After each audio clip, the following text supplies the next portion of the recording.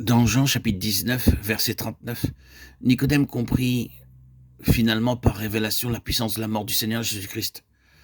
Très secrètement, il avait suivi le Seigneur, avait vu ses miracles, était venu à Jésus de nuit.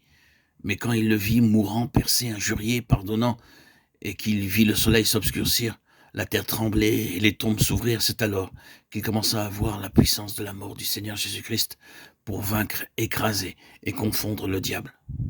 Avec les aromates dont il loignit, Nicodème exprima le parfum du service du Seigneur Jésus-Christ en faveur de tous les pécheurs. Nous voyons aussi par la foi comment notre Seigneur travaille dans l'univers. Nous comprenons comment, par sa croix, nous pouvons également vaincre et confondre le diable. De cette façon, nous apportons des aromates de louange au Seigneur, que tu es merveilleux. Nous nous réjouissons de voir comment tu confonds le diable.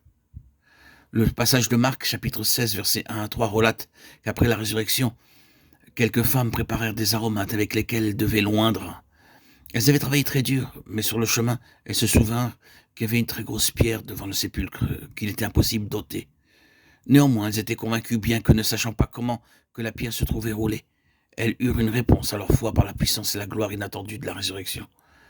La puissance de la résurrection enlève toute pierre de tout sépulcre. Aussi, en tant qu'enfants de Dieu, nous proclamons dans la seule foi au message de Dieu que le Seigneur Jésus-Christ a vaincu la mort pour délivrer les gens de l'esclavage et des limitations. Nous prêchons la simple vérité que notre Seigneur enlèvera toute pierre. Alors que nous le faisons, le miracle s'accomplit et il est hautement exalté. Dans Luc chapitre 7, versets 37 et 38, il nous est parlé encore d'une femme qui connaissait quelque chose du Seigneur Jésus-Christ. Elle vit ses péchés et vint à lui, montra sa repentance par ses larmes, puis répandit longue sur ses pieds avec le désir de prouver son amour pour lui. Elle savait seulement que le Seigneur Jésus-Christ pouvait pardonner ses péchés, et avec cette foi, elle apporta longue de nard, une aromate précieux.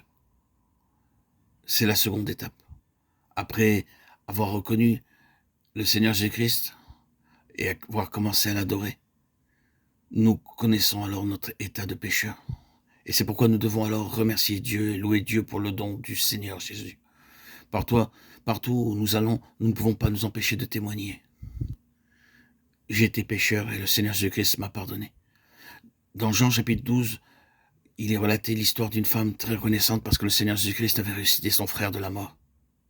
Dans sa gratitude, elle apporta aussi du nard, saisissant maintenant quelque chose de la puissance de Christ dans la vie des autres. Ainsi, troisièmement, lorsque nous voyons qu'à travers notre témoignage, nos frères se convertissent, nos sœurs, nos voisins entrent dans une nouvelle vie, alors nous désirons remercier le Seigneur.